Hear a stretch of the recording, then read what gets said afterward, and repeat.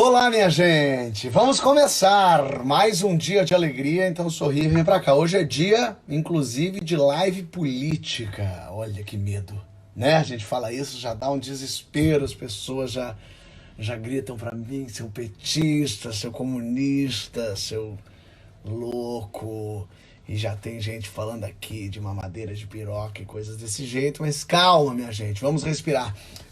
Eu dei esse início, eu tenho feito as lives de segunda a sexta às 7 da noite, sempre batendo papo com gente legal. Conversei aqui com muita gente de todas as áreas e aí resolvi abrir para política. Então comecei falando com o Ciro Gomes, hoje eu vou falar com a Marina Silva. Vai ser uma conversa muito legal. Semana que vem eu converso na segunda com o Haddad, na terça com o Fernando Henrique, na outra segunda eu converso com o Amoedo e com o Marcelo Freixo. E tô indo atrás, vocês me surgiram nomes também. Quero ir atrás de muita gente. Quero conversar com o Boulos, com a Manuela Dávila, quero conversar com o Alckmin, eu quero viajar aí na maionese. Tem Álvaro Dias, tem de tudo um pouco, e vocês podem me sugerir nomes de pessoas de política. Eu tô tentando não fazer uma sequência muito grande de políticas de uma tacada só, para também a gente poder não só falar sério, a gente poder se divertir um bocadinho aqui. Mas tem uns papos rolados, uns papos muito legais, como com o Pedro Cardoso, com o Marcelo Tais, eu tenho disponibilizado aqui no IGTV, tem até no YouTube. Então me sigam, compartilham e de tudo um pouco. Compartilhem. Mandetta, bem lembrado, Léo, pode ser um bom nome. Imagino que ele deve estar quietinho debaixo do cobertor dele agora, prestando atenção nisso. E hoje, então, aí o que tem acontecido? Funcionou muito com o Ciro, eu tirar o comentário de vocês. Eu sempre deixo os comentários, as pessoas falam de tudo um pouco, mas como política tem movido um pouquinho as pessoas para um lado curioso, eu tirei os comentários com o Ciro, achei que funcionou. Falei com a Tabata já topou também, vai participar, só preciso, na verdade, eu fiquei devendo uma data para ela. Então eu vou tirar os comentários, pra gente poder bater um papo de política pra vocês ouvirem, e a gente falando aqui sem... Tira que o povo é louco. O Léo Abreu. É isso aí. Ó, o Rogério Morgado já meteu um comunista. Minha mãe está aqui, firme e forte também, saudades dela. E a Marina, vamos ver se a Marina já está por aqui. Deixa eu ver se ela já está presente. Marina, se estiver por aqui, manda um oi pra gente na mensagenzinha aí, que daí eu te puxo pra dentro. Manda só uma mensagem dizendo oi, cheguei, que daí eu puxo você pra dentro da nossa conversa, do nosso bate-papo. Muita gente legal aqui já entrando, já falando. A Claudinha Jovan, minha parceira de roteiro. Marina. Cadê? Marina, tô aqui, mas não é a Marina Lanz, não, é a Marina Silva mesmo. Vamos ver, assim que a Marina chegar, a gente puxa pra dentro. E vocês me surgiram nomes também. Eu já até notei uns de ontem que eu conversando aqui, eu tenho que ir atrás. A gente já tá agendando gente lá pra frente, tá sendo muito legal. Vou começar a fazer umas lives também com o pessoal que tá envolvido com uma série de atividades. Aliás, só para lembrar, hoje às 9 da noite tem risadaria. Ótimo, alguém até lembrou, Johnny Barros aqui falou. Às 9 da noite tem uma live no YouTube do Risadaria em Casa. Significa que vários comediantes hoje tem Marco Luque, Leandro Hassum, eu, Marley Cevada, Paulo Vieira. Vamos estar lá fazendo uma live de comédia para vocês, para angariar alimentos e mantimentos para os mais necessitados nesse momento. Então entrem lá, 9 horas vai ter stand-up de um monte de gente. Paulo Bonfá é quem coordena tudo isso. A Mariana Godoy era legal mesmo. Alguém falou aqui, deixa eu até anotar. Ó. Mariana Godoy. Muito bem. Marina já está por aqui, Marina? Deixa eu ver. Deixa eu pesquisar se Marina já está entre nós. Marina Silva já está aqui. Então, perfeito. Vou tirar vocês daqui e vou chamar a Marina pro bate-papo. Um beijo pra todos. No final eu volto pra gente conversar. No final eu volto pro bate-papo. Ó ela aí, ó. Já tá aqui. Desativar comentários. Que medo. E agora sim... eu vou ali falar com a Marina, que eu já achei. Marina Silva. Quero só ver se eu puxei a pessoa certa. Vamos ver. Nossa Senhora. Ih, não tá entrando, Marina. Tá com alguma coisa na internet aí, ó. Uhum. Que eu não tô vendo você. Peraí. Vamos chamar de novo. Pra gente ter bonitinho. Também qualquer coisa a gente... Até aqui, Marina Silva. Puxei de volta. Vamos ver. Agora entrou. Oi. Tudo bem, Fábio? Que prazer falar com você. Também. Bom falar contigo também. Muito bem. Você está confinada na sua casa em que lugar do Brasil? Em Brasília, estou desde o dia 1º de março. Caramba, e você é grupo de risquíssimo, né, Marina? Eu sou de ultra risco, porque já tenho 62 anos e muitas malárias, muitas hepatites, tantas coisas, então eu sou de ultra risco. Você tem que ficar quietinha aí, não dá nem para ir em manifestação no meio da rua, né, Marina? Não, imagina, Deus me livre, isso aí é coisa de gente que não quer ajudar a passar essa pandemia, né? Quem vai para manifestação em rua. Você acredita que tem gente, bom, que tem gente, sempre tem gente de todo tipo, mas você acredita que existe um grande número de pessoas que quer que dê errado mesmo, que quer só gerar confusão, que quer ir lá e quer passar essa doença mesmo? Você acha que tem esse tipo de gente, Marina? Eu acho que tem um grupo que tem falta de informação, um grupo que não tem noção e um grupo que age de má fé. Os sem informação, os sem noção e os de má fé.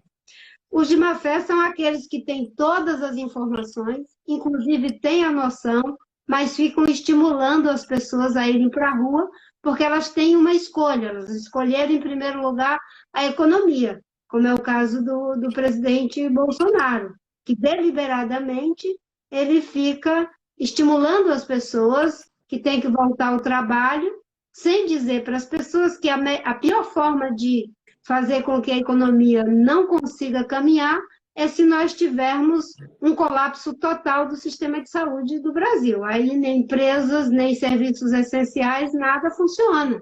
Então, são os de má fé, os sem noção e os sem informação. Agora, as pessoas estão muito preocupadas, com toda a razão, com a economia. Eu digo as pessoas, o pequeno empresário, ou enfim, quem está, até os grandes empresários, e realmente é um problema, né? Assim, porque eu acho que pareceu, como a gente está no momento que se quer polarizar tudo, ou é sim ou é não, ou é esquerda ou é direita, como se esquece a economia, não estamos nos importando com a economia, que todo mundo vá à falência, não tem importância. Quando, na verdade, não é esse o discurso. A preocupação maior é com a saúde, mas também há uma preocupação com a economia. Como você... que tipo de preocupação você tem com a economia quando isso for retomado e o que fazer com esse bando de brasileiro, esse monte de gente, esse monte de cidadão que está falido, Marina, que vai perder tudo? Primeiro, eu concordo com você de que não se deve ficar polarizando uma coisa dessas. Não se pode polarizar entre comer e viver. É preciso viver para poder comer, portanto, tem que ter economia, e é preciso viver para poder ter economia. As duas coisas caminham juntas, mas tem uma ordem de prioridade. É preciso que a gente preserve a vida. E uma boa parte, a maior parte dos empresários tem essa consciência, mas existe uma parte que talvez até por alinhamentos políticos fazem a pressão para que no momento inadequado se faça a liberação das pessoas para irem para a rua. Nós temos que trabalhar nos dois trilhos. Os países que fizeram corretamente todas as instruções que vinham sendo dadas pela Organização Mundial de Saúde estão conseguindo fazer essa travessia bem melhor. E estão fazendo quase que um processo de artilharia. Não é? Por exemplo, a Alemanha fez uma liberação, saiu um grupo de pessoas, agora está voltando a aumentar de novo os casos de pessoas contaminadas e eles provavelmente vão ter que se recolher. Singapura, por exemplo, Teve um primeiro surto, eles controlaram, liberaram, agora terá, digamos, está tendo um segundo surto novamente. Então, essa doença que não tem vacina, que não tem tratamento, que não temos conhecimento de como lidar com ela, ela vai lidando com a gente quase que como uma artilharia. Serviços essenciais não podem parar e, claro, nós temos que dar conta dos processos produtivos para não ter crise de abastecimento. Exatamente por isso que aqueles que podem fazer o home office, aqueles que podem ficar em casa, não devem colapsar o sistema até em nome daqueles que estão se sacrificando por todos nós. E, digamos, as ajudas que são dadas a pequenas e médias empresas, às pessoas que estão na informalidade, é o Estado bancando para que elas contribuam com o sistema de saúde. Então, nós estamos diante de uma situação em que o Brasil começou fazendo o isolamento social, isso fez um achatamento da curva, agora está havendo um relaxamento e os especialistas estão dizendo que nós estamos de novo numa perigosa tendência de alta que já levou ao colapso algumas cidades, como é o caso do estado de Manaus, como é já o estado do Amazonas, como é o caso da cidade do Rio de Janeiro e outras cidades que estão em situação terrível, como é o caso do Ceará e tantas outras. Então, nós temos uma situação no Brasil que é diferente da Inglaterra, é diferente da Alemanha, de tudo quanto é lugar que a gente tem visto, como a Espanha. Aqui nós temos comunidades pobres, Fábio. Imagina, não é, o que essa contaminação numa situação de 8, 10 pessoas, até 10 pessoas num pequeno cubículo, numa comunidade em que as casas são geminadas, sem saúde, sem saneamento, sem nada. Isso pode ser uma carnificina que pode acontecer com o nosso povo. Então, quando a gente recomenda, não é porque ninguém quer prejudicar a economia, pelo contrário, é que a gente quer salvar as duas coisas. Exatamente. Agora, o governo se mexeu e está dando um dinheiro, tomou uma série de medidas. São suficientes? Bom, suficientes não são, eu digo, não no sentido amplo da palavra, que suficiente seria a gente conseguir, o mundo conseguir isso, mas eu digo assim, para a realidade brasileira, foram boas medidas, foram suficientes e foram no tempo certo? Medidas necessárias, que, aliás, diga-se de passagem, o Congresso teve uma importância fundamental. Os partidos, independente de ser de oposição, de situação, se uniram para aprovar com celeridade. Quem não teve a celeridade e a agilidade para fazer o atendimento das pessoas é o próprio governo federal, porque hoje a gente vê as pessoas amontoadas nas filas, na frente da Caixa Econômica Federal, tentando sacar esses recursos em risco de contaminação e pessoas que já estão passando por muitas necessidades. Claro que numa situação de emergência como essa que nós estamos vivendo, é preciso que se criem meios cada vez mais de facilitar o acesso, para facilitar o acesso a esses recursos. As medidas são necessárias, ainda não são suficientes e precisam ser cada vez mais abrangentes para alcançar a variedade de situação, os informais, aquelas pessoas que tinham uma pequena empresinha que trabalhava com ela, as pessoas que tinham até uma situação de médio, enfim, e que estão agora tendo que demitir as pessoas. E tem também uma parte, Fábio, que é a solidariedade que a gente pode fazer também uns para com os outros, como você está falando que vão recolher alimentos para fazer doações. Isso está acontecendo, é uma coisa muito bonita, inclusive um trabalho também de empresas, não é só pensar no governo, mas o Estado é que tem a maior responsabilidade, é quem tem a maior quantidade de recursos e a maior quantidade de infraestrutura, os meios para fazer a distribuição de recursos. Tudo que a gente faça não chega nem perto da necessidade que temos, não é, de milhões e milhões de brasileiros que estão agora sem uma atividade econômica ou sem o seu emprego. Nós já temos 12 milhões de desempregados. Tivemos aí um aumento significativo dos desempregados, sem falar nos informais. Agora, a gente está falando, todo mundo sabe da gravidade dessa doença, todo mundo sabe o que aconteceu no mundo todo, enfim, não é uma coisa particular do Brasil, de São Paulo, de Manaus, mas o Bolsonaro insiste em arrumar a confusão, ir na aglomeração, em negar o vírus, e dizer que é gripezinha, mesmo com mais mortos que a China, mais de 7 mil mortos, enfim. Isso é uma tática dele? Você que está há tanto tempo na política e entende tanto disso, Marina, quando, por que que uma pessoa, um presidente, faz isso? Porque eu sempre olho e falo, mas gente, é muito burro, é muito ignorante. Muita gente fala para mim, Fábio, isso é uma tática do governo, uma tática que ele encontrou. Isso é tática? Na minha percepção, o Bolsonaro ele aposta no quanto pior, melhor para os devaneios autoritários dele. Não é que seja melhor para ninguém, é para os devaneios autoritários dele. Ele já chegou à conclusão de que ele não tem competência técnica, ele não tem capacidade política e ele não tem compromisso ético para governar numa democracia. Mas você acha que ele tem isso racional? Desculpe te interromper, só porque você falou, ele já chegou a essa conclusão. Você acha que isso é racional? Ele percebeu que ele não tem essa condição? Você acha mesmo? Se é racional ou apenas intuitivo, ele opera desse jeito, né? E nem tudo aquilo que é racionalizado não significa que não seja percebido, vivido, sentido e, sobretudo, atuado, que as pessoas atuem, que elas transformem em ato aquilo que elas estão sentindo, que elas estão desejando. O Bolsonaro, ele transforma o desejo dele em ato, e isso tem consequências práticas, né? Então, no meu entendimento, ele percebe que não consegue governar numa democracia e ele está indo para o tudo ou nada. Ou é um governo à imagem e semelhança dele, com autoritarismo, onde Fábio não pode criticar, ninguém pode, a imprensa não pode, e aí ele nada de braçada.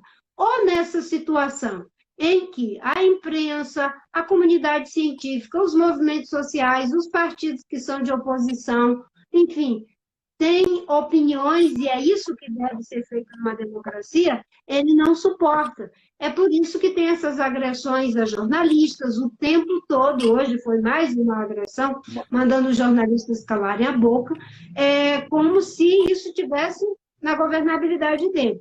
Uma outra coisa que faz com que ele vá para isso tudo ou nada é que, né, ele tenta criar uma situação de descontrole, no meu entendimento, para justificar os devaneios autoritários dele, estado de sítio, sei lá que tipo de medida ele gostaria de tomar diante de uma situação como essa, que lhe dê plenos poderes, aliás, como alguns poucos estão fazendo, mas estão fazendo aí mundo afora, em nome da pandemia, aproveitando para os seus, digamos, as loucuras autoritárias.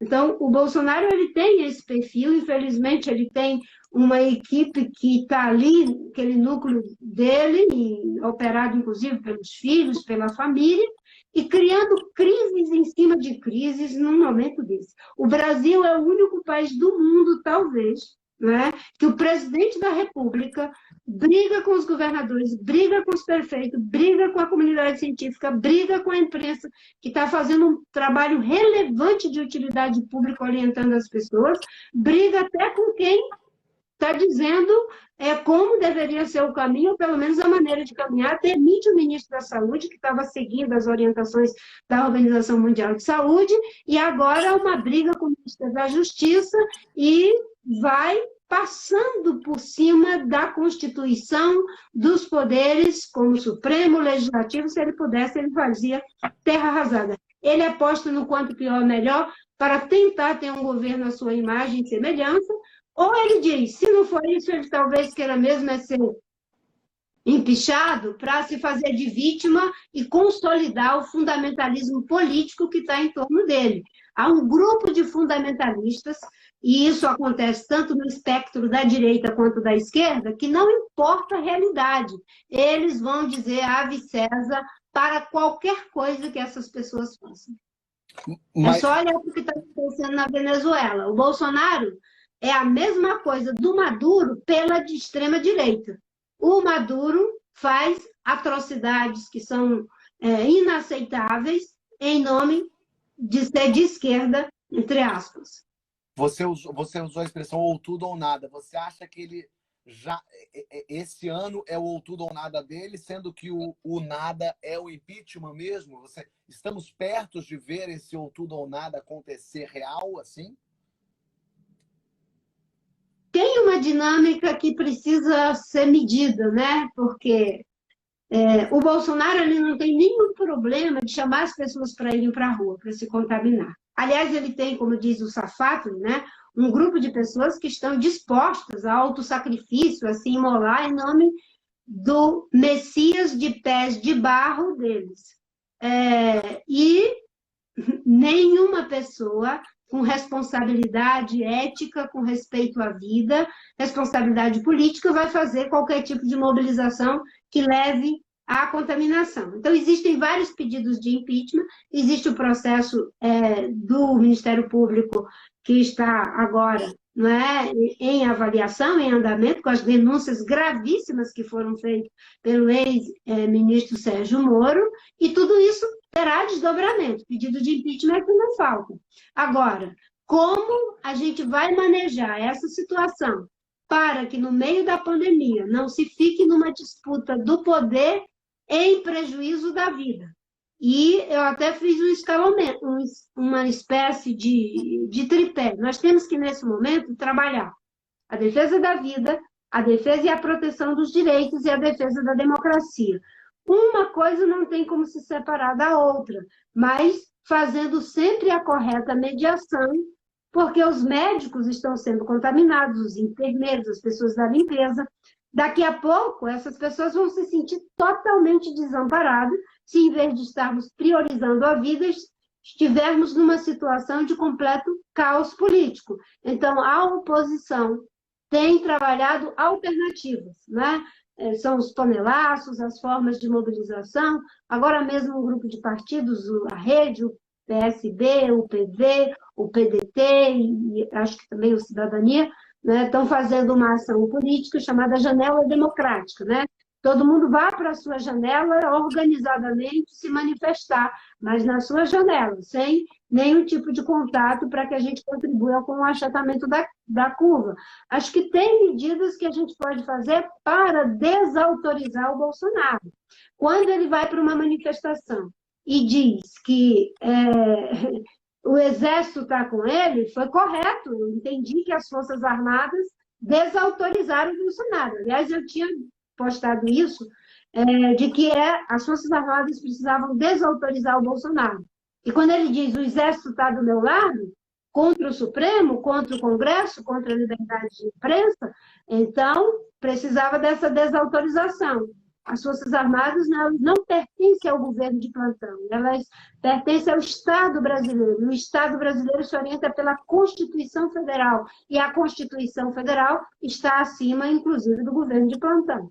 Você acha que é possível que haja um golpe, uma tentativa de golpe? Você acha que vai chegar às vias de fato? Olha, eu acho que o Bolsonaro ele vive com um paradoxo, né? Ele está cheio de militares no governo dele e ele fica sonhando em que o governo seja de militares. Já é um governo majoritariamente de militares. O que ele quer não é um governo com uma grande participação de militares. Ele quer um governo em que não exista liberdade de imprensa, que não exista liberdade de expressão, um governo em que ele possa fazer e acontecer. Esse é o grande risco que nós estamos vivendo. E numa química muito perigosa, né, de ficar flertando o tempo todo com formas violentas de manifestação política. É verdade.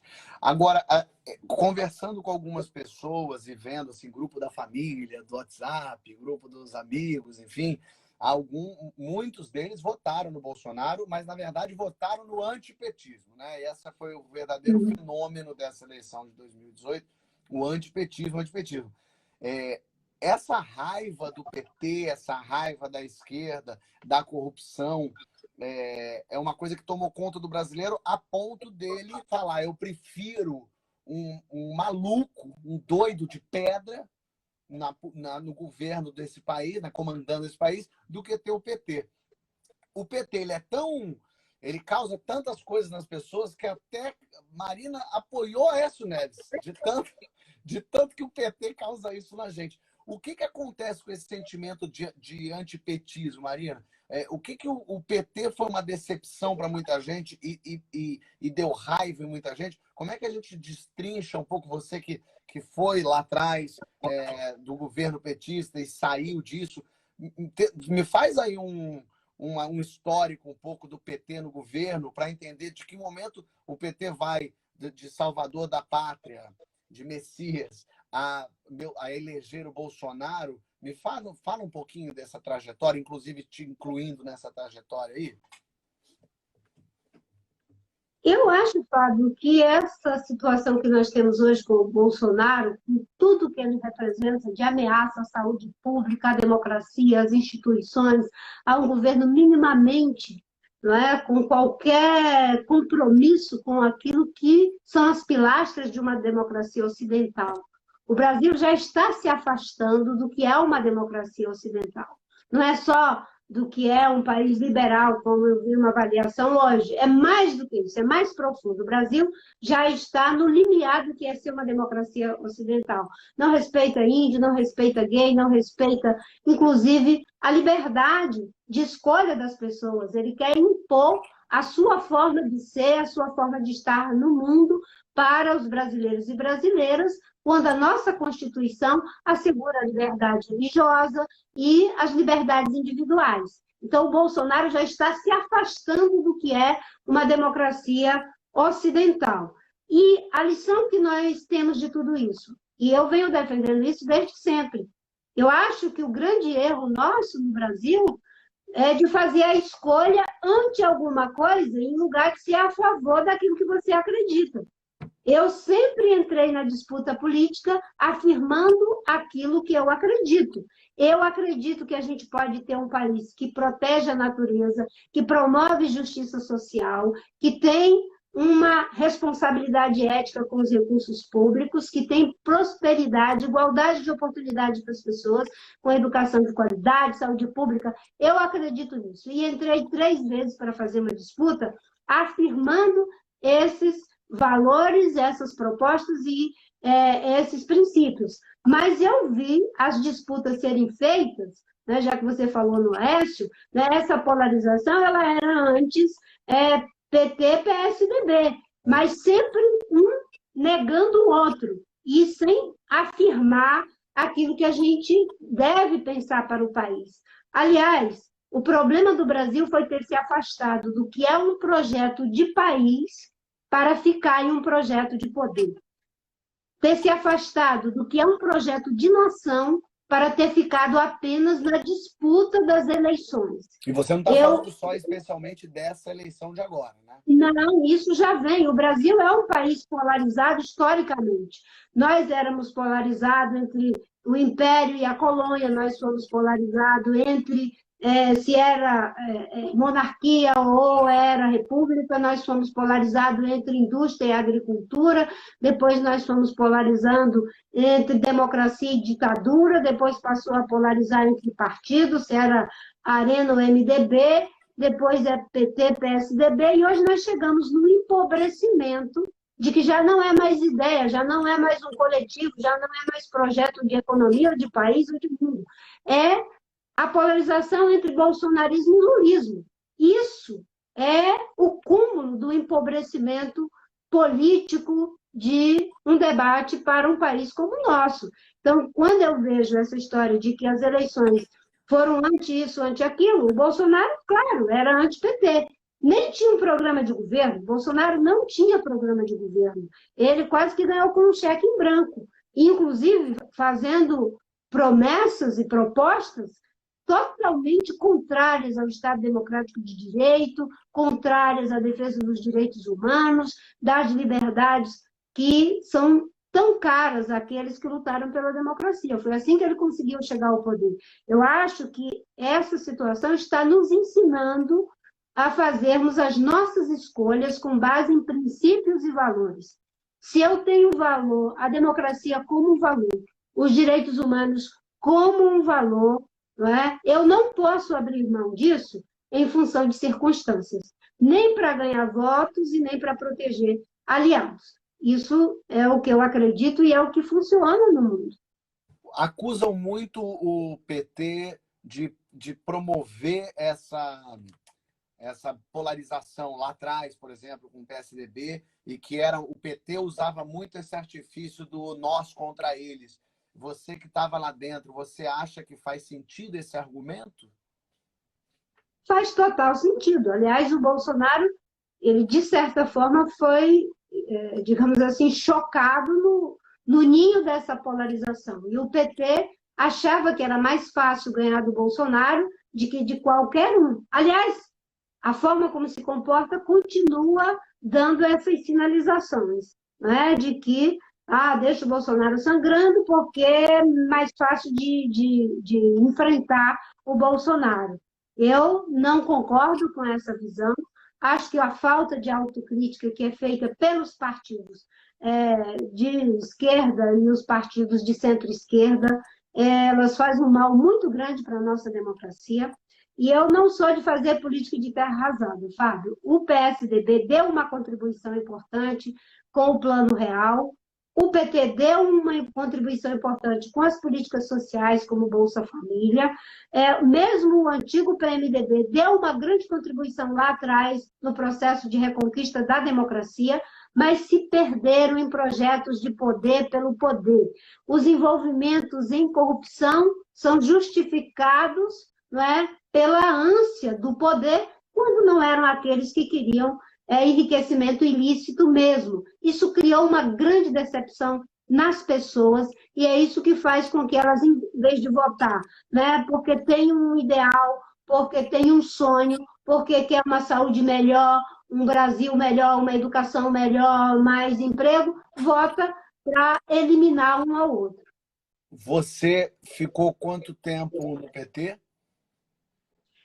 Eu sou desde o início da fundação do PT, eu fiquei no PT até 2009, sou fundadora do PT lá no Acre, mas quando eu percebi que essa lógica do projeto de poder ser maior do que o projeto de país, a visão de ganhar uma eleição ser mais importante, não é, do que aquilo que a gente tinha como sonho histórico para construir a nação, e construir a nação não é o partido, é junto com as pessoas, com os empresários, com os trabalhadores, com a classe média, com os excluídos, com quem crê, com quem não crê, com todas as pessoas. Quando eu vi esse afastamento, eu saí em 2009. Infelizmente, no meu entendimento, houve um erro estratégico.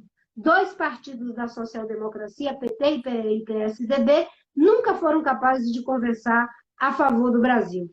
Eles só conversaram quando foi para o PT, você falou do Aécio Neves, mas quando o Supremo tentou afastar o Aécio Neves, foi o PT que fez uma carta com denúncias graves de corrupção, né, para que o Aécio não fosse afastado. Eu, pelo contrário, defendi o afastamento do Aécio Neves, porque se encontram na lógica das semelhanças do projeto de poder pelo poder.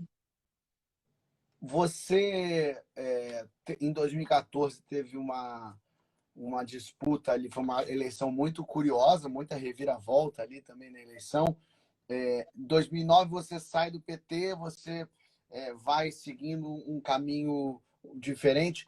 O quanto de mágoa, antes de falar da eleição de 2014, eu quero saber quanto de mágoa do PT você tem, quanto você é profundamente magoado, ou não estou encontrando outra palavra, mas talvez mágoa seja uma boa palavra, mas você pode me dizer o quanto disso te bate hoje em 2020, desse 2009 para cá, que a gente viu tanta coisa do PT acontecendo. Eu não gosto da palavra mágoa, porque fica uma coisa meio de ressentimento. Eu sinto uma dor. Dor. Né? Uma dor. Né? Porque todos aqueles sonhos originários, ver no que deu, é porque as pessoas foram completamente se afastando dos ideais. E quando a gente se afasta dos ideais, dos princípios e valores fundantes de qualquer processo político, ou mesmo que seja artístico, filosófico, religioso, né, acaba dando nessas coisas. A lógica de que os fins justificam os meios. E, para mim, os fins não justificam os meios. Eu dizia, né, eu prefiro perder ganhando do que ganhar perdendo. A gente perde ganhando quando perde mantendo os princípios e valores. E a gente ganha perdendo, como ganhou a Dilma. Ela ganhou, mas ganhou perdendo. Porque todo mundo sabe que as fake news, por exemplo, que hoje é criticada por todo mundo, não foram inventadas pelo Trump. Foram inventadas pela Dilma e João Santana. Foram eles que fizeram uma campanha de aniquilação comigo que eu jamais imaginei que pudesse ser feita. Por isso que eu digo, eu sinto uma dor. Eu tenho pessoas dentro do PT que eu respeito, aliás, existem pessoas que eu respeito, né, em todos os partidos. Eu costumo dizer que gente boa existe em todos os partidos, uns mais, outros menos, mas eu não faço política de terra arrasada.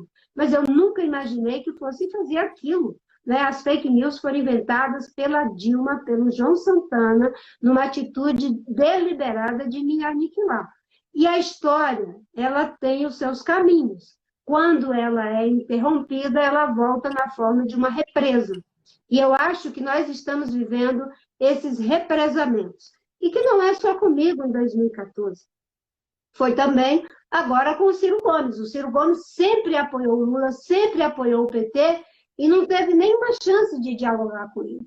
E eu estou falando isso, eu era uma outra candidatura, estava representando, digamos assim, um outro esforço que vinha desde 2010, mas o PT não deu nenhuma chance para o Ciro Gomes. Ou seja, é uma visão unilateral das coisas, não é?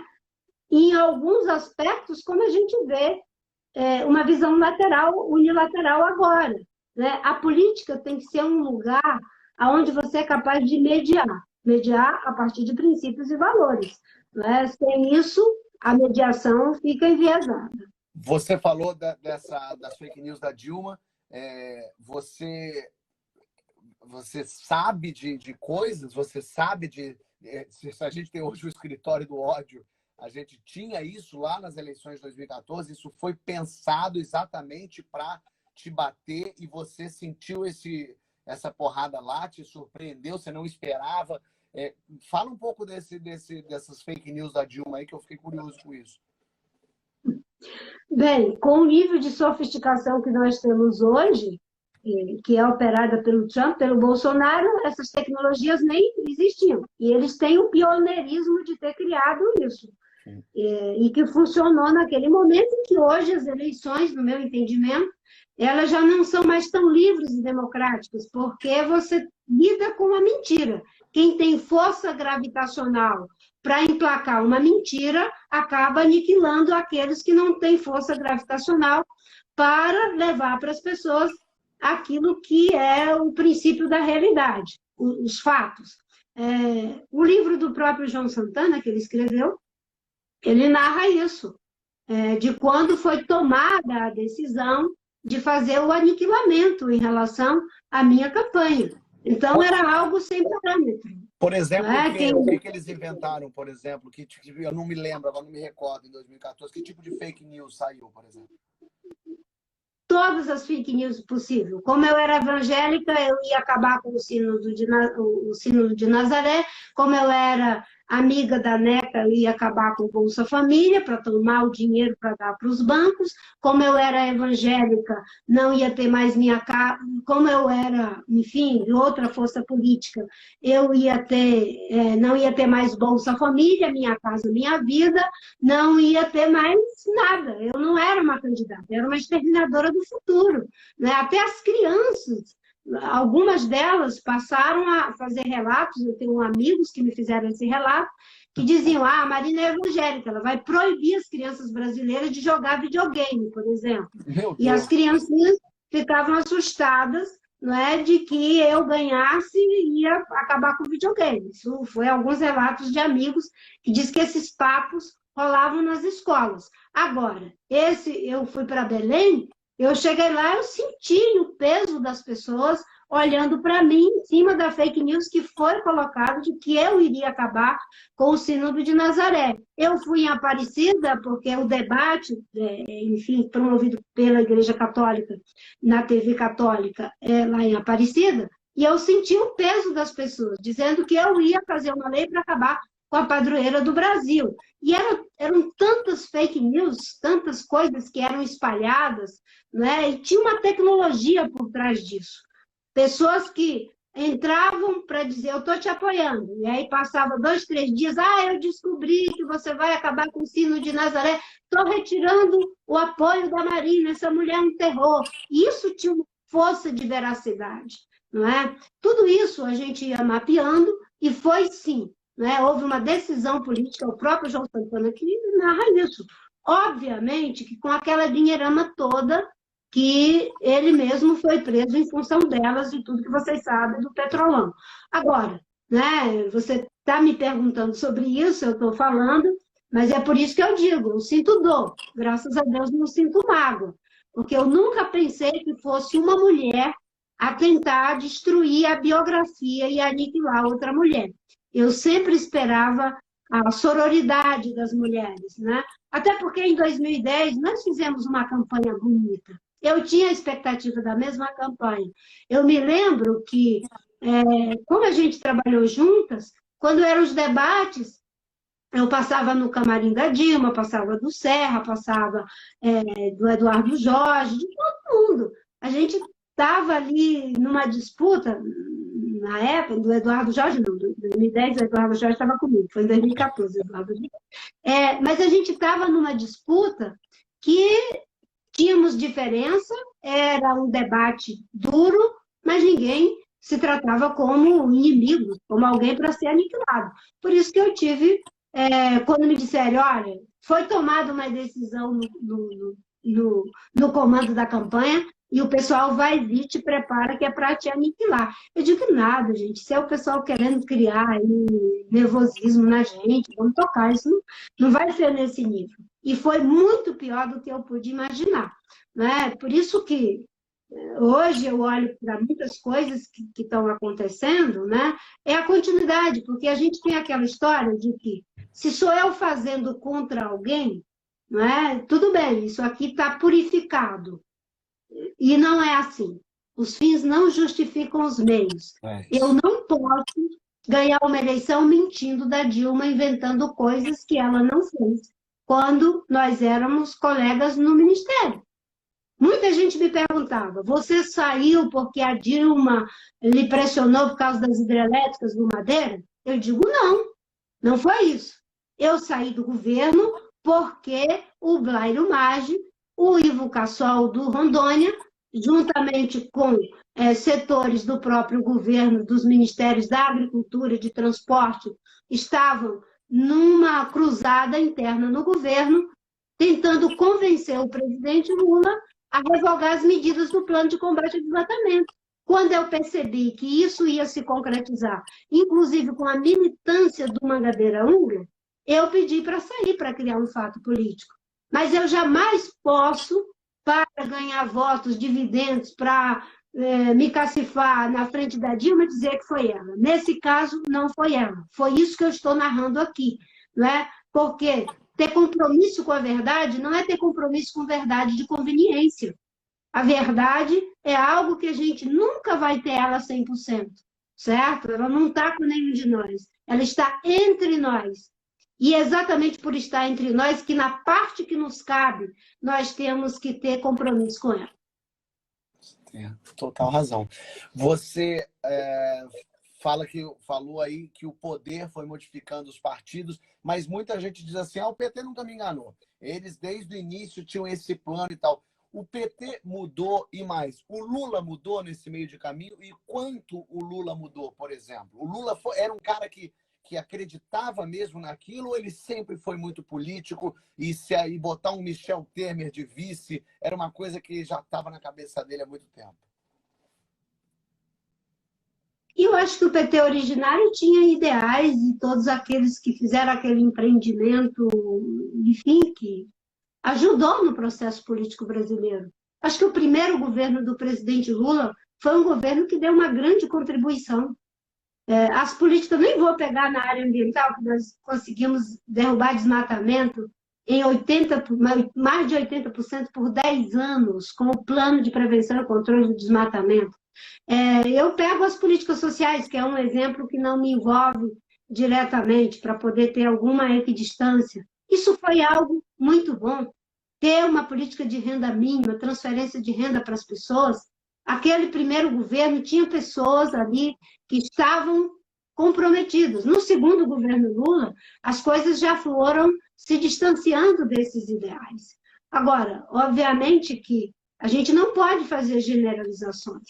Existem muitas pessoas que mantêm os ideais e a contribuição não pode ser reescrita. Eu não gosto de quem reescreve a história. Isso é um desserviço à democracia, é um desserviço às instituições. O que há de bom que foi feito, seja pelo PT, seja pelo PSDB, pelo PMDB, por quem quer que seja, não é? A gente tem que registrar como marco na história, até para poder fazer a diferenciação. Não é? E acho que é preciso fazer uma autocrítica, inclusive para que possa ter esse resgate, esse reencontro. Não é? Então, o meu esforço sempre foi de pensar o Brasil. Eu sempre achava assim, bem, nós já tivemos a contribuição com a estabilidade econômica, tivemos a contribuição da inclusão social, agora é a vez de incluir, não é, a temática ambiental. E foi por isso que eu me lancei em 2010. E depois, em 2014, com o Eduardo, aconteceu aquela tragédia. Não é? E eu lamento, eu sinto dor com tudo isso que eu estou falando, porque eu queria que tivesse sido diferente. E se tivesse sido diferente, com certeza a gente não teria, não é, o Bolsonaro fazendo o que está fazendo hoje. Você o Bolsonaro é nefasto no imediato à democracia, é nefasto no imediato aos índios, um governo que diz que não vai criar mais 1 centímetro de terra indígena, um governo que demite os diretores do IBAMA, do ICMBio, que estavam fiscalizando contra madeireiro, garimpeiro, grileiro, contaminando os índios. Ele está passando um recado, ele está dizendo, olha, vocês podem roubar a terra dos índios, pode fazer garimpo ilegal, porque esses fiscais do IBAMA, eles é que vão ser punidos. Esse governo, ele produz um mal imediato para aqueles grupos mais vulneráveis. Nesse momento, talvez o grupo mais vulnerável são os povos indígenas. É verdade. Você falou dessa autocrítica, que é uma coisa que cobram muito do PT e que não acontece. Você acha que se o PT não tivesse concorrido nessa eleição de 2018, o Bolsonaro estava eleito? Ou mais isso? Ou se o PT fosse, por exemplo, se o Haddad fosse vice do Ciro, você acha que o PT se afastando de uma eleição, isso seria benéfico para o Brasil em algum momento, pelo menos esse momento polarizante, ou não se pode pensar assim? Eu acho que o que se tem numa democracia é a possibilidade de alternância de poder. Uhum. A democracia, ela pressupõe a alternância de poder, e isso não é nenhum demérito. Infelizmente, tanto o PT quanto o PSDB, quando ganharam o governo, já colocaram que o projeto era de ficar 20 anos no poder. E dentro desse cronograma foram fazendo coisas que não foram boas nem para o Brasil e nem para eles próprios, no meu entendimento. Então, a alternância de poder é importante. E, às vezes, para que você tenha essa alternância, não tem nenhum problema a composição com aliados. Agora, mais do que essa questão de se compõe, porque eu acho que o espaço para o diálogo, eu trouxe o exemplo do Ciro, porque eu sei o quanto o Ciro lutou para tentar ali algum tipo de aproximação, e não houve nenhum tipo de reciprocidade, né? Mas mais do que essa questão das táticas eleitorais, né, que, enfim, a gente poderia colocar aqui, eu acho que houve um erro, e aí foi um erro de todos nós, e nesse eu me incluo, foi de subestimar o Bolsonaro. Todo mundo subestimou o Bolsonaro, a maior parte das pessoas, de que ele não ia conseguir passar para o segundo turno, de que com aquelas ideias, aquelas coisas que ele fala, o jeito que ele é, a biografia que ele tem no Congresso Nacional, houve uma subestimação do Bolsonaro. No caso do PT, eu acho que a subestimação foi acompanhada da ilusão de que seria mais fácil ganhar dele do que de qualquer outro. E não foi. Né? E aí a gente tem que olhar um pouco para o que está acontecendo, um pouco de humildade. Né?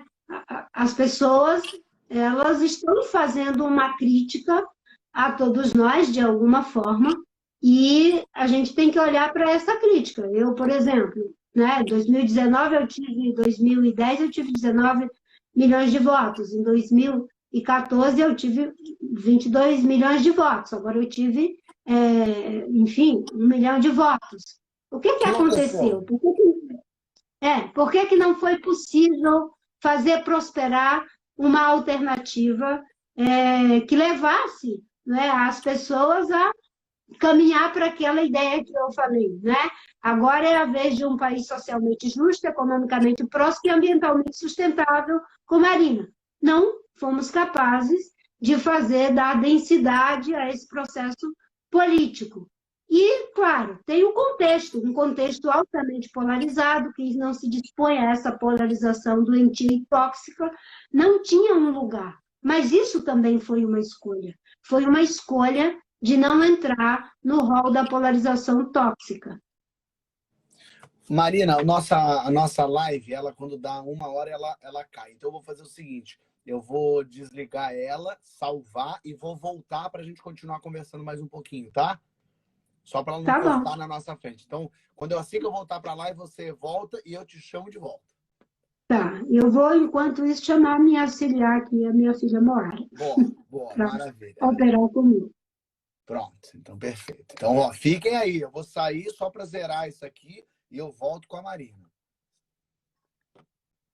Voltando a nossa live aqui com a Marina Silva, a gente deu aquela parada imediata para uma água, que na verdade para o Instagram voltar ao normal, para zerar a gente não desligar na cara das pessoas. E eu vou chamar a Marina de volta aqui para a gente bater papo com ela.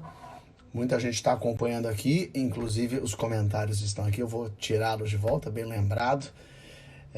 Paulo Vieira está aqui, Marcos Palmeira está aqui, muito legal, faz tempo que eu não vejo o Marcos. Não vamos falar de Vasco não, né, Marcos?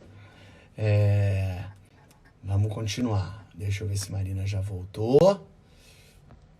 Yara tá aqui, Pedroca, que... Marina tá aqui, boa. Então vamos lá, Marina já tá de volta, vamos voltar com a Marina.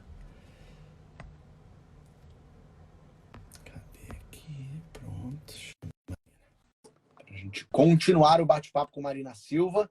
Tá muito legal. Pronto, estamos de volta. Mas eu ouvi você, obrigada. Eu ouvi você falar que o Marcos Palmeira está aí, é um querido, viu, esse menino? Ele é maravilhoso, ele é maravilhoso.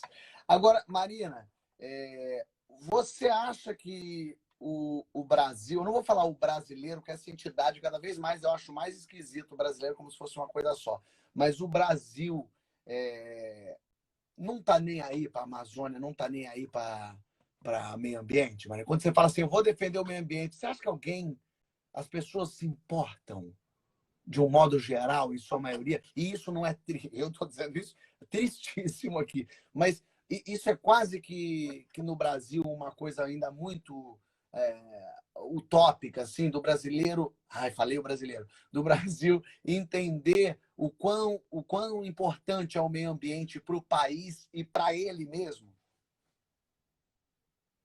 Eu tenho uma avaliação, Fábio, que se importa, sim. É que uma coisa é o sentimento, o alinhamento que você tem com uma causa, e no caso da Amazônia, até uma relação de afeto dos brasileiros. Outra coisa é transformar isso em atitude, em ato concreto, em associar aquilo que você deseja com as escolhas que você faz. Por exemplo, na hora de escolher um presidente da República, as pessoas apartam daquilo que muitas delas declaram em benefício da Amazônia, né, da escolha que faz com alguém como o Bolsonaro, que no meu entendimento é nefasto à Amazônia e aos povos indígenas. Eu posso te dizer de uma época em que isso era realmente uma realidade.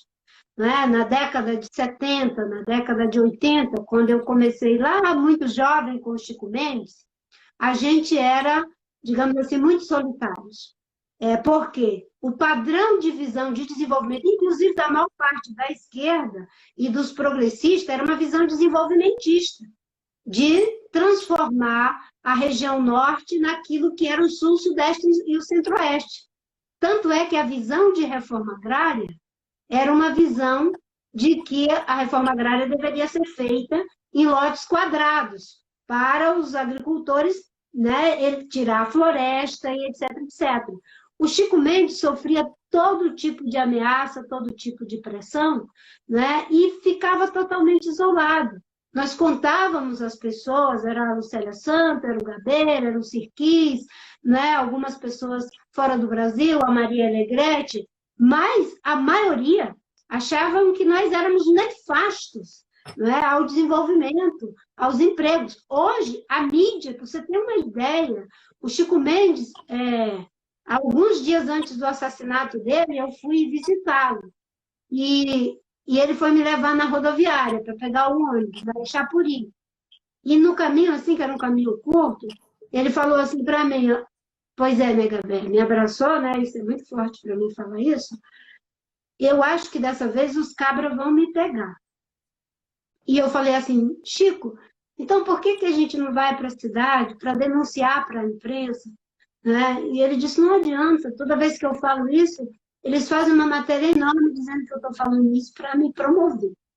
No dia que eles me matarem, eles vão acreditar em mim. Então, naquele tempo, a gente não tinha um Fábio Pochá falando da gente. A gente não tinha um Marcos Palmeira. A gente não tinha uma Polícia Federal que hoje faz investigações contra crimes ambientais. A gente não tinha jornalistas que fazem matérias primorosas defendendo o meio ambiente. E mesmo assim, né, a gente tem hoje um governo que faz recrudescer a violência, faz recrudescer o desmatamento, faz recrudescer o descaso pelos povos tradicionais.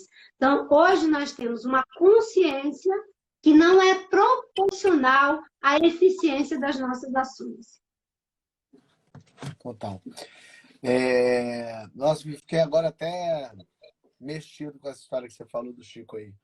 Impressionante, né? Era muito solitário, porque eu passei a minha juventude, um pouquinho do final da minha adolescência, vendo pessoas serem assassinadas, né? Foram 5 pessoas, o João Eduardo, o Ivaí Gino, o Calado, o Wilson Ribeiro, o Chico Mendes, o Elias. Era uma morte atrás da outra. E era morte porque as pessoas defendiam a Amazônia. Não queriam o desmatamento da floresta. Aquilo era como se a gente estivesse cometendo...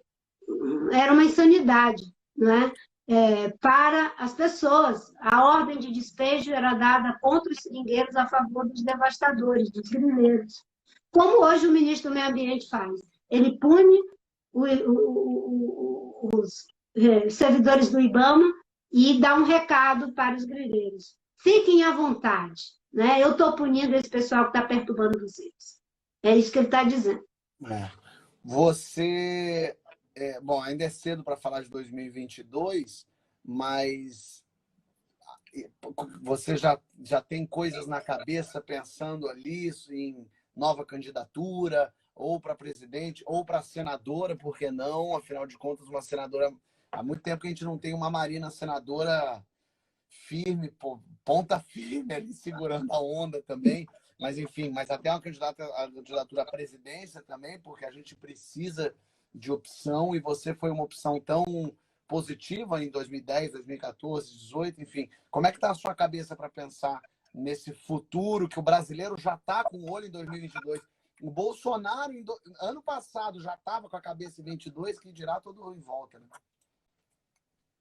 Esse é o nosso problema. Eu tenho insistido que esse é o pior momento para ficar falando de candidatura e de candidato. Esse é o momento da gente se focar na defesa da vida, na defesa da democracia, na proteção dos direitos. Boa. E que as pessoas, os homens e mulheres de bem, que são alinhados com essas posições, né, esqueçam a disputa eleitoral.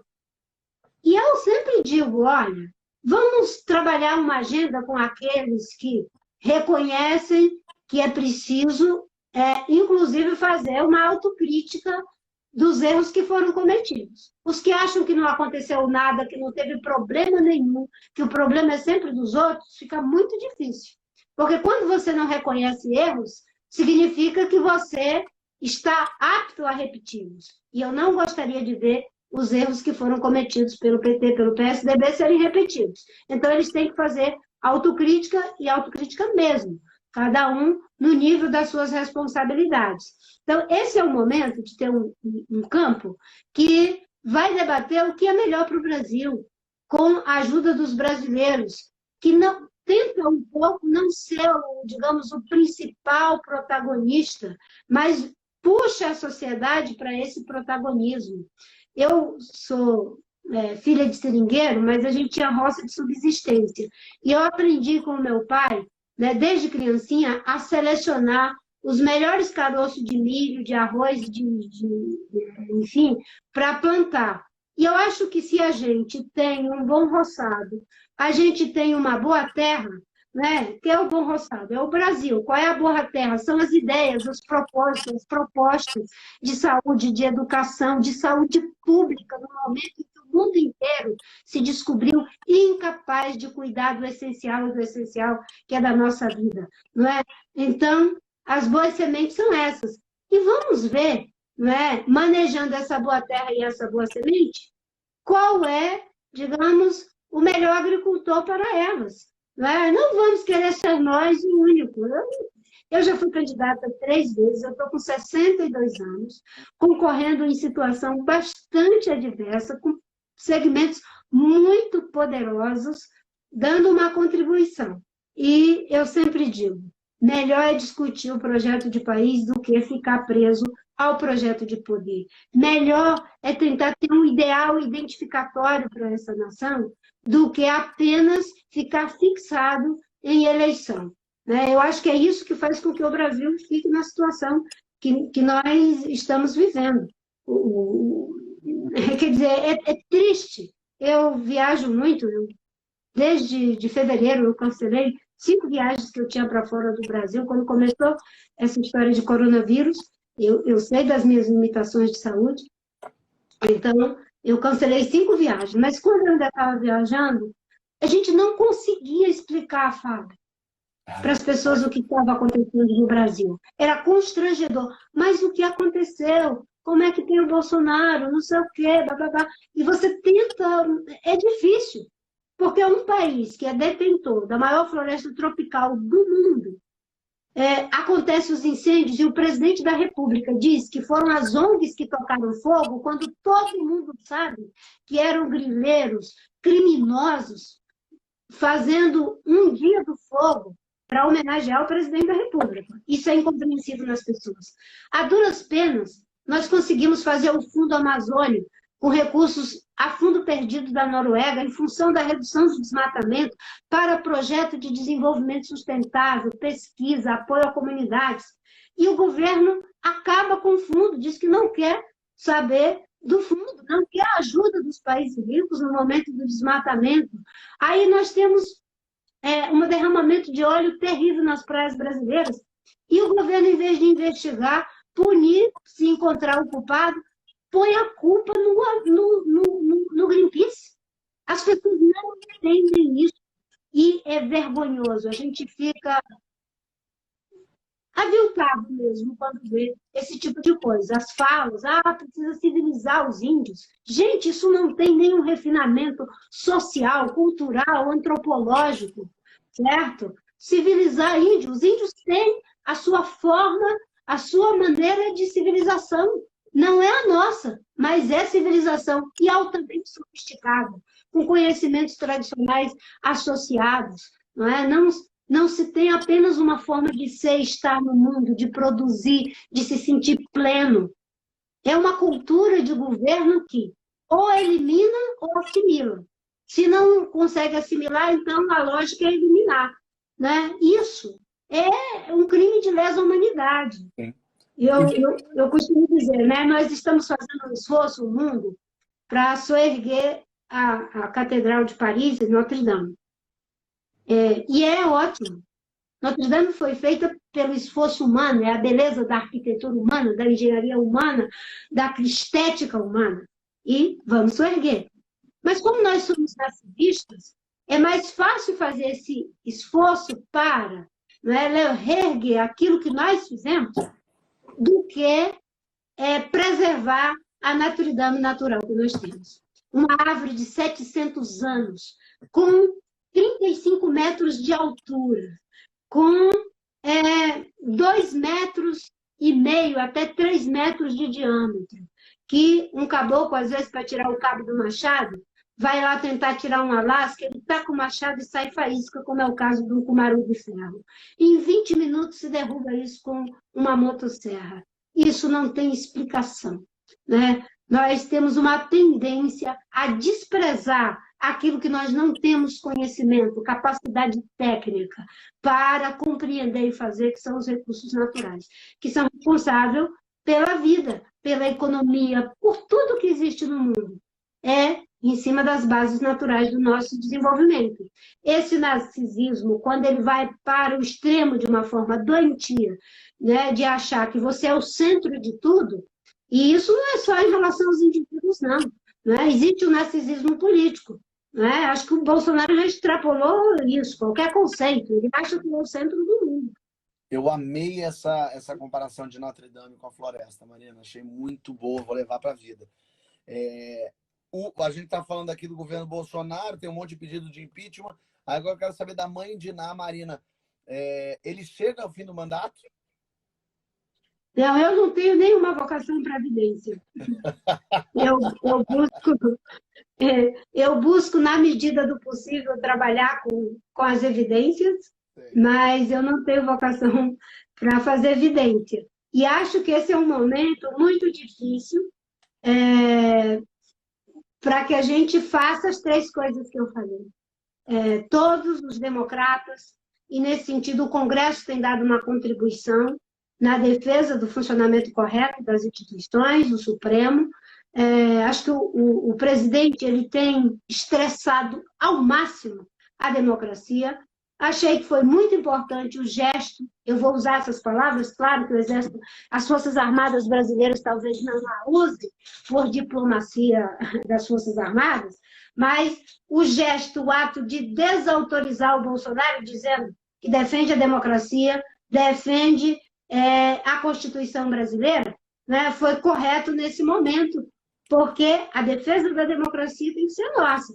Agora, o pedido de impeachment, ele está baseado em que o presidente comete crime de responsabilidade contra a Constituição, contra a autonomia dos poderes, por tentar fazer tráfico de influência, como disse o seu ex-ministro Sérgio Moro, e comete crime de responsabilidade naquilo que jamais poderia cometer, que é ficar incitando as pessoas a irem para as ruas. Ele mesmo fazendo aglomerações. Os médicos, Fábio, estão se matando. Como essas pessoas se sentem vendo o presidente da República mobilizando as pessoas para se contaminarem, gente? Se eu sou médico, estou há 1 mês, 2 meses longe da minha família, tenho medo de ir para casa ver o meu filho, e o próprio presidente do meu país estimulando a que a curva não seja achatada. Um dia desse, não sei se era um infectologista, ele disse, olha, o que nós tentamos fazer com achatamento, com o isolamento social, é para evitar que uma sala, não sei se é o número que ele falou, mas suponhamos, uma sala com 500 pessoas, começa a acontecer um incêndio e todo mundo resolve sair na mesma hora, no mesmo momento, na mesma porta. Não vai dar certo. Todos vão acabar morrendo, uns pisoteados, outros queimados. Se fizer uma fila e sair correndo, cada um atrás do outro, tem mais chance de sobreviver. Ele disse, o isolamento social permite a fila. Ir para a rua, trabalhar como se não tivesse acontecendo nada, abrir um comércio, continuar se contaminando, é jogar todo mundo ao mesmo tempo na mesma porta. E vão morrer pessoas, não só as que estão infectadas, mas vão morrer também aqueles que sofreram um acidente de carro, que tiveram um infarto, que tiveram um AVC, as pessoas que têm um diabetes, que têm uma crise, uma pessoa que tem alguma complicação de saúde, porque não vai ter leite, não vai ter médico, não vai ter estrutura. Manaus já está sem controle. controle, já não tem mais nem como fazer estatística de Manaus. Nós temos uma situação de subnotificação. O Brasil estava rachatando a curva, de certa forma. Agora, houve um relaxamento, nós estamos indo no caminho dos Estados Unidos, ou pior, segundo os especialistas, porque eu não sou especialista, eu estou repetindo dados. Aliás, tem um jovem, né, que é o Átila e a Mariano, acho. Né? É um sobrenome difícil. É o Átila. É o Átila. Né? Eu acho que as pessoas têm muitas razões para se convencer de não ir para as ruas. Né? Escuta o que dizem as autoridades médicas, as autoridades sanitárias, etc, etc. Agora, mesmo assim, se não se convence, se você não tem nenhuma racionalidade, começa a ver os números, os gráficos do Átila, que você vai se convencer de que nós estamos à beira já de um colapso. O Rio de Janeiro já está em 92%, segundo os dados que ele diz, para o Estado. A capital já colapsou. Já estão fazendo um protocolo para decidir quem morre e quem fica vivo. Gente, não, quem é mais velho, quem tem diabetes, quem tem isso, quem tem aquilo outro, certo? Eu estou na casa de muitos aquilo outros, correto? Mas é uma decisão que é tomada porque eles têm que ter algum parâmetro. Agora, a tua avózinha, se tu ainda tem, não importa, você quer a vovó viva, você quer a mamãe viva, você quer o filho vivo, não é? É muito doloroso. Eu não gostaria de estar no lugar desses médicos que estão tendo que fazer esses protocolos, mas a gente já viu que isso aconteceu na Itália. De repente, a gente tem um presidente que comete crime de responsabilidade. Eu achei, ele foi no Rio Grande do Sul, foi muito interessante, que era cumprimentando as pessoas, né? Mas o Exército Brasileiro também deu uma mensagem ali. Né? Ele foi pegar na mão, eles ofereceram o cotovelo. Ou seja, literalmente deram uma cotovelada no presidente para ver se ele toma jeito. Né? Porque isso não é papel do presidente da República. Lógico, imagino. Marina, a gente está chegando no finalzinho e eu, no meu programa Que História é Essa, Porchat, eu no final faço umas perguntas para as pessoas para saber um pouquinho da história da vida delas. E eu queria fazer essas perguntas para você. São umas perguntas para você falar da tua vida um pouquinho. Eu queria saber qual é a primeira lembrança que você tem da sua vida. A primeira lembrança que eu tenho da minha vida foi de um enxame de mangangá nas flores de uma castanheira. Eita. Mangangá é uma abelha enorme, né? E ela poliniza a semente da castanheira, que parece um cone. Então, o mangangá, ele entra para pegar o pólen, uma abelha, um besouro grande, né? E para sair de dentro daquele cone, ele sai de marcha ré. Então, quando ele está saindo de dentro do cone, eles fazem um barulho enorme. Então, a primeira coisa que eu tenho assim, de lembrança foi lá no chão, na paxiúba, que era feita de paxiúba de açaí, a nossa palafita, né, dessa situação, né, em que eu perguntei, não sei se foi para minha mãe, se foi para o meu tio, que barulho era aquele, e eles disseram que era o barulho dos mangangás na castanheira que ficava na frente da nossa casa. Bonitinho, gostei. E qual foi a maior loucura que você fez na sua adolescência, Marina? A maior loucura que eu fiz? Eu não sei se foi uma loucura, mas foi uma loucura muito positiva. Uma menina com 16 anos de idade, analfabeta, com uma doença grave, que estava desenganada pelos médicos, com um pai que havia ficado de viúvo, ia fazer 2 anos, com irmãozinhos que eu ajudava a criar, com meu pai, a mais nova estava com 6 anos. De repente, decidi que queria ir para a cidade para estudar. Se eu fosse fazer uma estatística, né, as pessoas dizem, não, a gente tem que ser pragmático, tem que ser não sei o quê. Se eu fosse pragmática, esse era um investimento que eu nunca teria feito. Que eu ia botar na ponta do lápis, né? 5 malárias, 3 hepatites, uma leishmaniose, sem mãe, analfabeta, sem 1 centavo, pega as roupinhas que tem, bota dentro de um saco de açúcar, vai para a cidade, chega lá, não sabe nem pegar o ônibus para ir para a casa da tia. né? E vai estudar, né? Então, foi algo assim que eu agradeço a Deus por ter tido essa coragem, agradeço ao meu pai por ter deixado eu ir. Meu pai era maravilhoso, meu avô não queria deixar de jeito nenhum, brigava, ralhava, como ele dizia, com meu pai. Essa menina vai voltar é com o bucho na goela.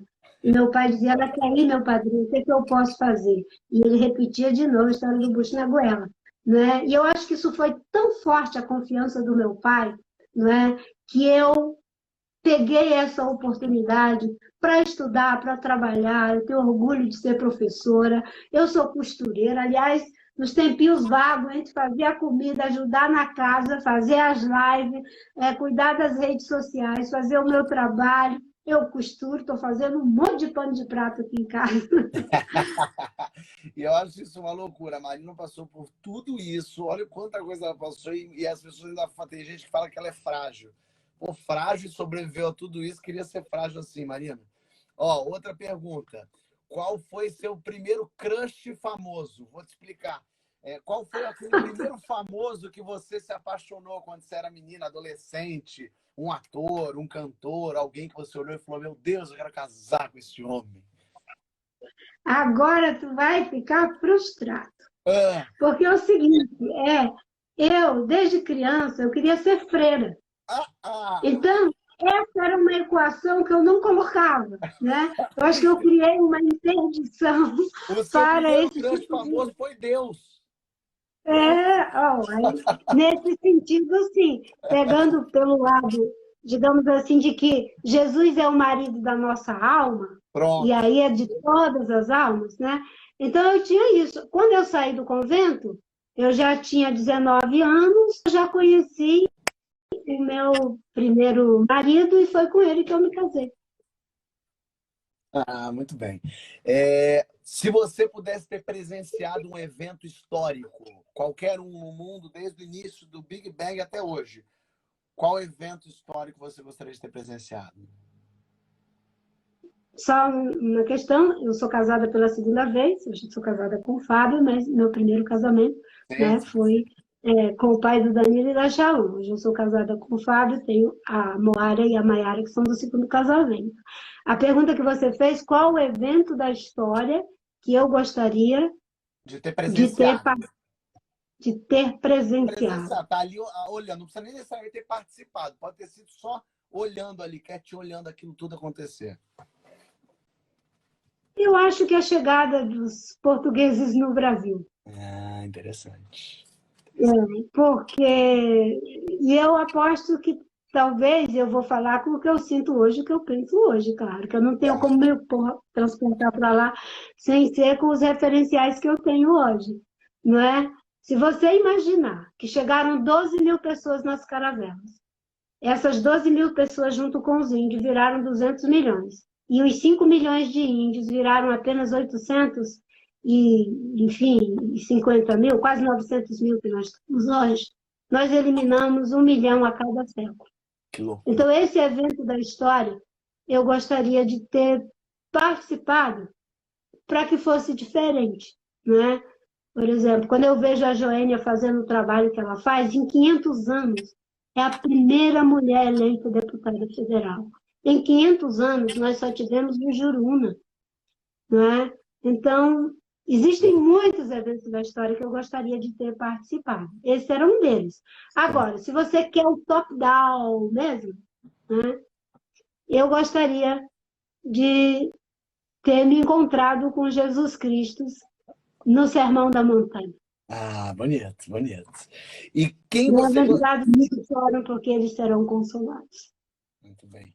Se você pudesse ser uma pessoa por um dia hoje, uma pessoa que estivesse viva hoje, quem você queria ser por um dia, se tivesse que escolher? Assim?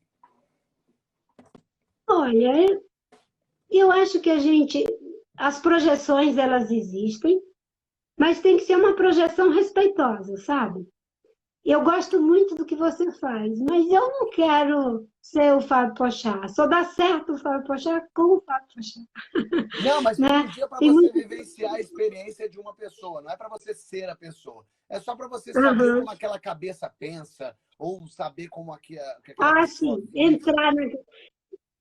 Acho que uma pessoa da história que eu tenho profunda admiração, e aí é uma escolha difícil de Sofia, né? Mas eu vou ficar com o Gandhi, porque ele acabou sendo a inspiração.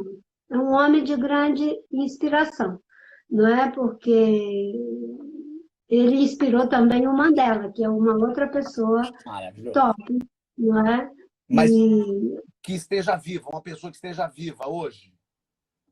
uma pessoa que esteja viva, deixa eu pensar. É difícil, meu. Olha, eu tenho, eu tenho uma tia que ela tem 80 e poucos anos, e de certa forma eu cuido dela desde pequena. Ela tem uma idade equivalente a uma criança de 10, 11 anos. Essa pessoa me ensinou as coisas mais belas, que eu digo, se eu tenho alguma coisa de algum coração de criança, foi ela que me ensinou. Mas ela vive, de certa forma, o mundo dela. Ela é uma segunda mãe para mim. Eu gostaria de poder entrar um pouco naquela cabecinha linda que me ensinou tantas coisas amorosas, minha tia Matilde. Que lindo, que lindo. Queria conhecer a sua tia Matilde. E aí, a gente agora vai falar do mundo. O mundo vai acabar. Como que você gostaria que o mundo acabasse? Não é como ele vai, não é como você acha que ele vai acabar. É como você gostaria que ele acabasse. Já que ele vai ter que acabar, você pode escolher um jeito dele acabar. Como é que você escolheria isso? Bem, você sabe que eu sou uma pessoa de fé, respeito todas as religiões e respeito os que não têm fé, mas eu sou cristã evangélica da Assembleia de Deus.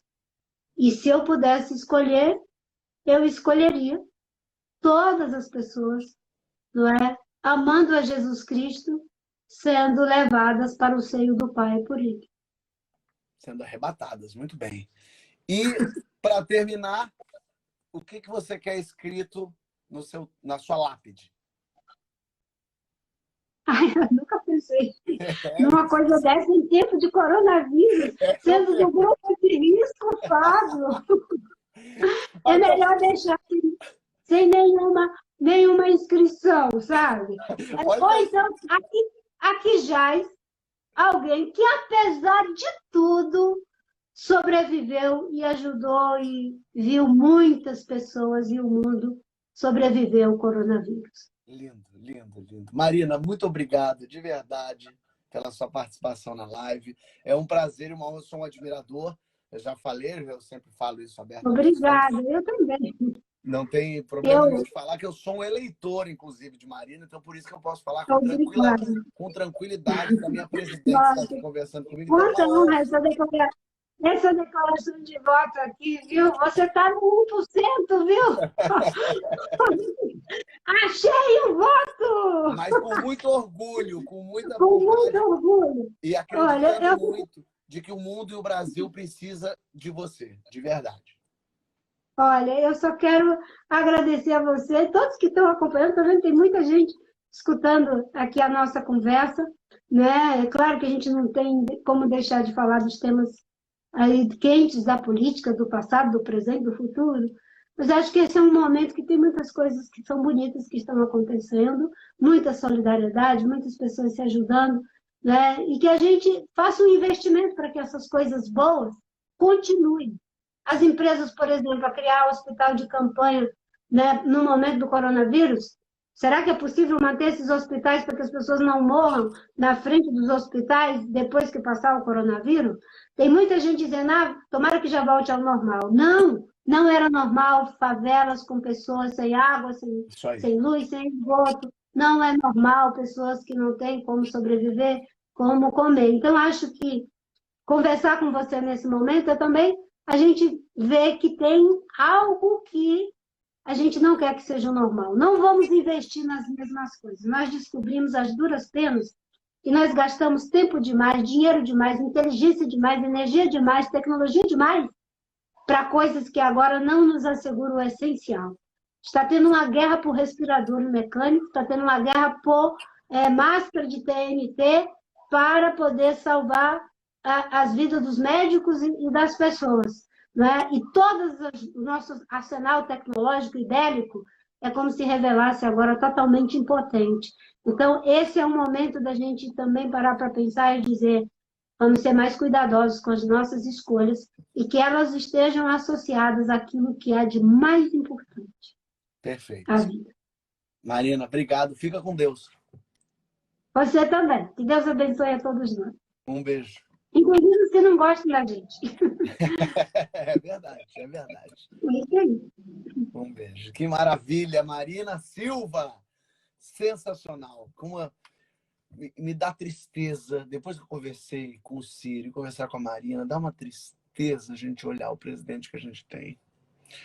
Tanta gente boa, com pensamento bom, com boas ideias, que conseguem falar sem atacar, sem agredir, que pensam num Brasil melhor. E é muito triste essa realidade que a gente está vivendo.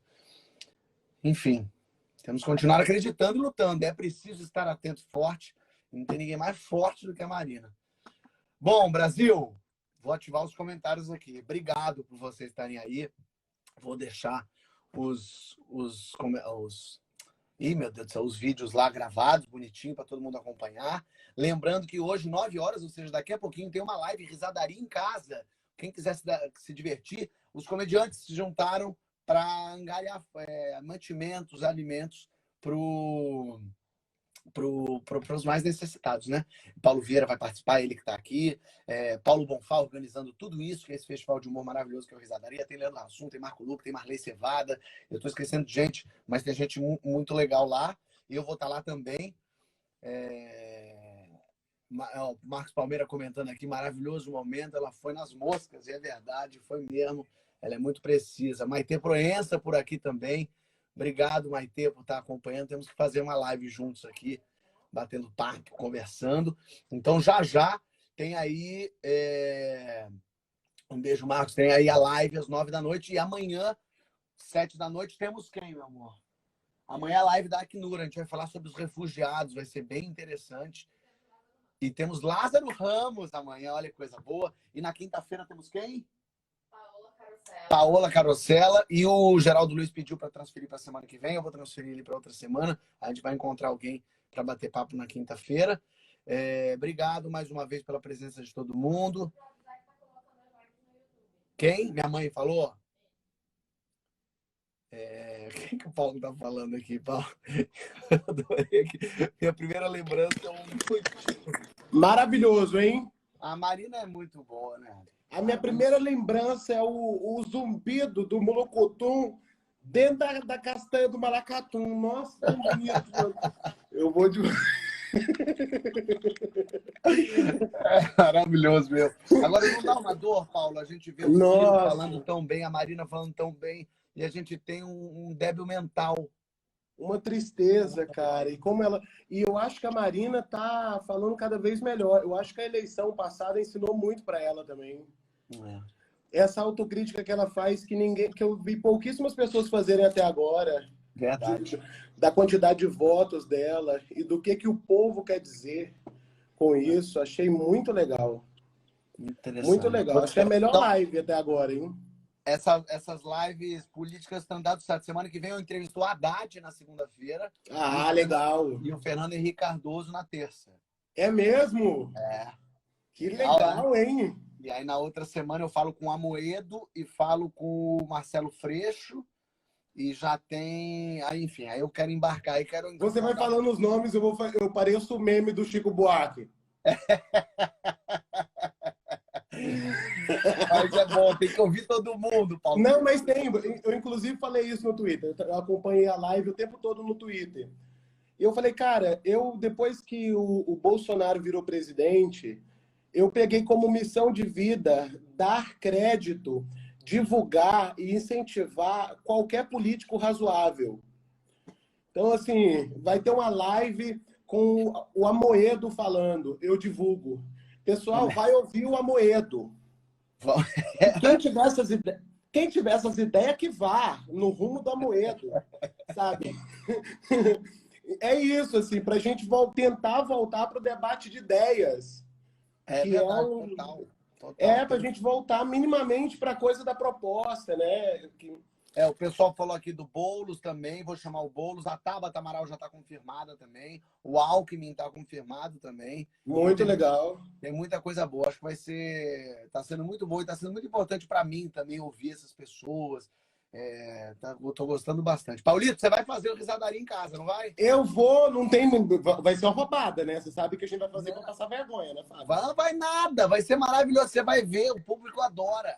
Vai fazer comédia na internet sem ninguém para rir, Fábio. Então não vai ter tá todo mundo rindo. Mas isso daí eu já faço desde o meu início de carreira. Mas sabe que eu vou te dar a dica, então? Ouve a dica de quem tá nessa profissão. Me fala, o mestre. Não faz comédia, bate papo, conversa. Só conversa só você. Vou tentar fazer isso. É você contando história, muito mais do que falando aqui. Sabe que outro dia tava na rua? Não. Isso vai funcionar. Deixa eu te falar um negócio antes que termine a live. Você viu que chegaram nos Estados Unidos umas vespas assassinas? Não vi, não. Elas estavam dentro do Mucurutum. Deus quer matar a gente, Fábio. E a culpa é sua do especial do Porta. Eu li num grupo evangélico. E aí eu pensei, Deus quer matar. E aí Deus não contente mandou vespas. Vai chegar no Brasil. Aguarda. Mas são do fogo. Vespas assassinas, Fábio. Saiu no New York Times esse final de semana. Meu Deus do céu. Não tá fácil para ninguém, Paulo Vieira. Olha, nem para as abelhas que estão sendo decapitadas, Fábio. Não tá fácil para ninguém. Vamos fazer uma hora na live do Risadaria, é nóis. Um beijo, Paulo. Um beijo grande, tchau. Até mais, gente. Vocês já sabem, segunda a sexta, 7 da noite, eu tô aqui. Amanhã tem Lázaro Ramos. Vai ser imperdível também. Um beijo, obrigado por vocês estarem aqui presentes esse tempo todo. Até mais, valeu.